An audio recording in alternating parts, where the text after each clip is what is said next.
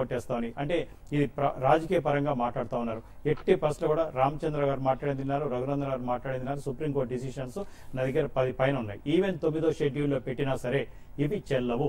50% reservations కుదరవు. ఇప్పటికైనా కాపు community అర్థం చేసుకుంటుందా? రిజర్వేషన్ ఇంకా అడుగుతున్నారా? సార్, ఫస్ట్ ఆఫ్ ఆల్ మనం అర్థం చేసుకోవాల్సింది ఏంటంటే ఆర్థికంగా వెనకబడమే సామాజికంగా వెనకబడడం కింద మనం కన్సిడర్ చేసుకోవాలి సార్. సామాజిక వెనకబడతాం కన్సిడరేషన్ కాదు, దట్ ఈస్ ట్రూ. ఎందుకంటే ఆర్థికంగా వెనకబడ్డ వాళ్ళు సామాజికంగా వెనకబడ్డట్టు గుర్తిస్తారు.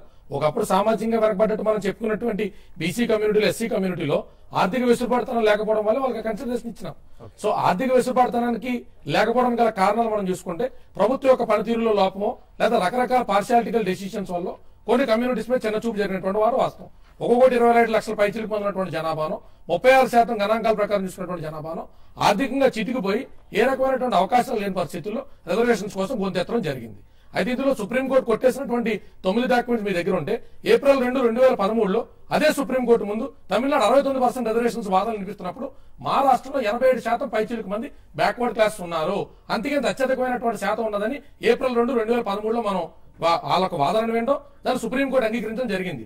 లెజిస్లేచర్ అయినా, జ్యుడిషియరీ అయినా, ఎగ్జిక్యూటివ్ అయినా ఎవరైనా కాన్స్టిట్యూషన్ నిర్మించుకున్నది ప్రజలు ఆనందంగా ఉండడానికే. ప్రజా పరిస్థితుల్లో మార్పులు చెందినప్పుడు అమెండ్మెంట్లు చేసుకుంటూ వెళ్తా ఉన్నాం. మనం 17 సార్లు 21 సార్లు మనం కాన్స్టిట్యూషన్ అమెండ్మెంట్స్ చూసుకుంటూ వెళ్ళాం. మనం ఏది అసాధ్యమైనటువంటి మాట ఉండదు సార్. కాన్స్టిట్యూషన్ రచించుకున్నదే ప్రజల సౌలభ్యం కోసం, ప్రజల సౌఖ్యం కోసం. అట్లాంటి ప్రజలు ఇబ్బంది పడుతున్నప్పుడు వి గో బై రూల్స్ అని అనుకుంటే మాత్రం అది మనకు అవివేకమైన చర్య అవుతుంది. ప్రజలు ఇబ్బందులు పడుతున్నప్పుడు వాటి వాస్తవమైనప్పుడు కమిషన్లు, ప్రభుత్వం కేంద్ర ప్రభుత్వం పంపించినటువంటి కమిషన్లే ఆ యొక్క దాఖలాలు ఇచ్చినప్పుడు దాన్ని ఘంటాపాతంగా కొట్టేయడం అనేటువంటిది ప్రజల యొక్క ఆక్రోశాన్ని, ఆక్రందనాన్ని కూడా మనం పట్టించుకున్నట్టు అవుతుంది. అయితే ఎవరికి అన్యాయం చేసి ఎవరి ప్లేట్ మేమైతే తీసుకోదలుచుకోవాలా. ఏదైతే ప్రొవిజన్ పక్క స్టేట్ లో కూడా జరిగిందో ఆశపడ్డంలో తప్పైతే లేదు. పక్క స్టేట్ ఏమని చూపించింది, 87% బ్యాక్వర్డ్ క్లాసెస్ మా రాష్ట్రంలో ఉన్నాయని చూపించినది. సో ఇవాళ బ్యాక్వర్డ్ క్లాసెస్ తో పాటు కాపులు కూడా బ్యాక్వర్డ్ క్లాసెస్ లోకి వెళ్తున్నారు, వెళ్ళిపోయినారు. గడిచినటువంటి 2 దశాబ్దాల్లో ఆర్థిక సామాజిక వెనుకబాటు అనేటువంటిది చవి చూస్తున్నారనేటువంటి విషయం తేడా. మీ దృష్టికి ఒక విషయం తీసుకొస్తాను. ఇప్పుడున్న ఆంధ్రప్రదేశ్ లో 241 కులాలు ఉన్నాయి. దాంట్లో 230 కులాలు రిజర్వేషన్ లో ఉన్నాయి. 11 కులాలు రిజర్వేషన్ లో లేని బ్రాహ్మణులు, క్షత్రియులు, వైశ్యులు, కమ్మ, చెప్పడం జరిగింది. అప్పటికే దానికంటే what is your party opinion? Definite గా రిజర్వేషన్ ఇవ్వాలి, కానీ దట్ షుడ్ బి కాన్స్టిట్యూషనల్. అది టీఆర్ఎస్ ఇచ్చిన ప్రామిస్ ఉన్నది కాబట్టి అది ఎట్లా నంబర్ గురించి చెప్పట్లేదు. మేము 4% మేము చేయడం జరిగింది, దాన్ని ఫైట్ చేస్తున్నాం.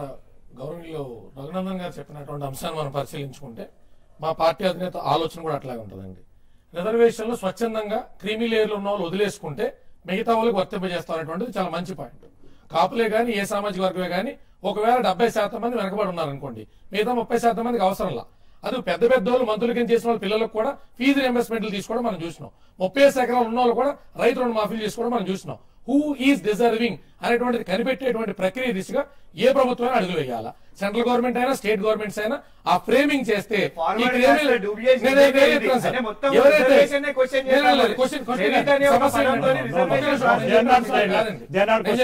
కాదు who is the deserved candidate అనేటువంటిది దాని మీద ఏదైనా ప్రణాళికలు రచించి అదొక రుణమాఫీయే కాదు, రిజర్వేషనే కాదు, విద్యాపరమైన అంశమే కాదు, ఉద్యోగపరమైన అంశమే కాదు, ఏ అంశంలో అయినా డిజర్వ్డ్ క్యాండిడేట్ ని ఏ రకంగానే వాళ్ళు కనిపెట్టేటువంటి విధానాలు ఇంత అడ్వాన్స్మెంట్లు వెళ్తున్నటువంటి మనకి లేవు.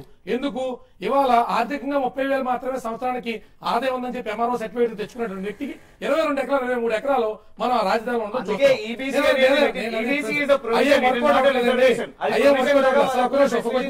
ఇక్కడ పార్టీలకు అతీతంగా మనం గమనించాల్సినటువంటి విషయం ఏంటంటే ప్రతి కులంలో కూడా కాసేపు ఎస్సీలో కాసేపు ఎస్టీలో పక్కన పెడితే ప్రతి కులంలో కూడా రిజర్వేషన్ ఎంజాయ్ చేస్తున్నటువంటి వాళ్ళు 20% మందో 30% మందో 10% మందో ఓవర్వెల్మ్డ్ గా ఆల్రెడీ ధనవంతులు డబ్బులు సంపాదించుకున్న వాళ్ళు రిజర్వేషన్ మీద బాగుపడ్డవాళ్ళు ఉన్నారు. వాళ్ళు స్వచ్ఛందంగా ముందుకు వస్తే వాళ్ళు ఏం చెప్తున్నా, కాపులు రిజర్వేషన్ ఇస్తారంటే నా వాడు కాపుల చేత నేను రిజర్వేషన్ వద్దని చెప్పిస్తా. నాకు రిజర్వేషన్ అక్కల్లా, నా బిడ్డకి అక్కల్లా, నా నెక్స్ట్ అక్కల్లా, మాకున్నది మేము చేసుకున్నాం, మేము సంపాదించుకున్నాం. నేను చెప్తున్నా, ప్రభుత్వాలు, కేంద్ర ప్రభుత్వాలు కానీ రాష్ట్ర ప్రభుత్వాలు కానీ సరైన ప్రణాళికలు రచించి ఎవరు వద్దనుకుంటున్నారో వాళ్ళు మేము కేటగిరీగా తీసుకుంటాం, ఎవరు కావాలనుకుంటున్నారో వద్దనుకున్న వాళ్ళు ప్రతి కులంలో ఉంటే కనుక వాళ్ళ నుంచి ఇస్తానంటే అంశం కేంద్ర ప్రభుత్వం, రాష్ట్ర ప్రభుత్వాలు పరిశీలిస్తే ఖచ్చితంగా స్వచ్ఛందంగా కాపుల్లో మా ఓటర్లో వద్దని చెప్తాం. అవసరం ఉన్న కాపులకి ఎకనామికల్ గా సాయం చేస్తాం.